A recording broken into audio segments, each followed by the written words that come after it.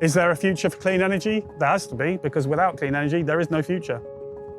As we move into a future where almost everybody is driving an electric vehicle, we're going to need a lot more power. And that is going to take a team of people to make sure that when we need power, it's there.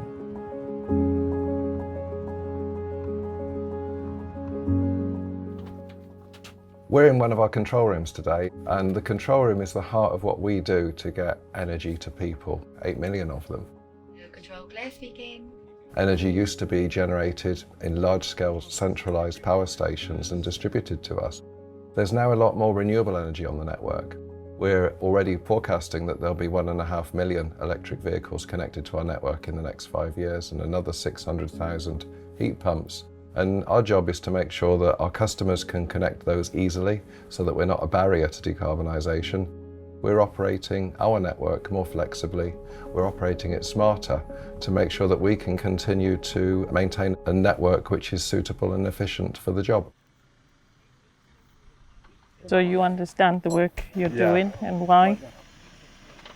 Everything starts with the network. Today is an example of some of the work we do, upgrading and maintaining the network to keep power flowing for our customers. Clean energy is important to me as a mother because by adopting these clean energy initiatives, we are able to create a future for our kids. And whilst we are making changes to the way we work and modernising and improving efficiencies, safety will always be important to us. We propose to invest over £6 billion. This will revolutionise the network and modernise it. By doing so, we'll lead the nation's move into decarbonisation. And this will also ensure that the capacity is available for the customer for their low carbon technology. But it's not all about EVs.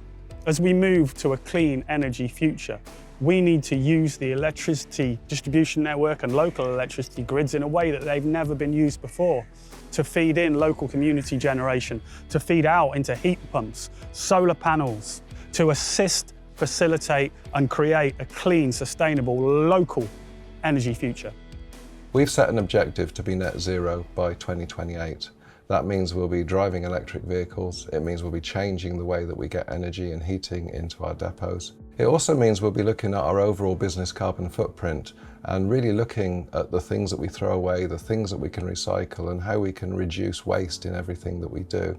And when we build the network, we'll also be looking at biodiversity and how we can improve the biodiversity of our sites and make sure that any of our construction works is done in sympathy with the environment. Climate action is the single most urgent and pressing issue to me personally. I want my grandchildren one day to look back and know that I was part of the solution and not part of the problem. I'm really, really proud to work for an organisation that is committed to net zero, way ahead of UK targets. I'm really, really proud that I'm going to play an important part in that, and I'm really, really proud that my colleagues are up for the challenge as well.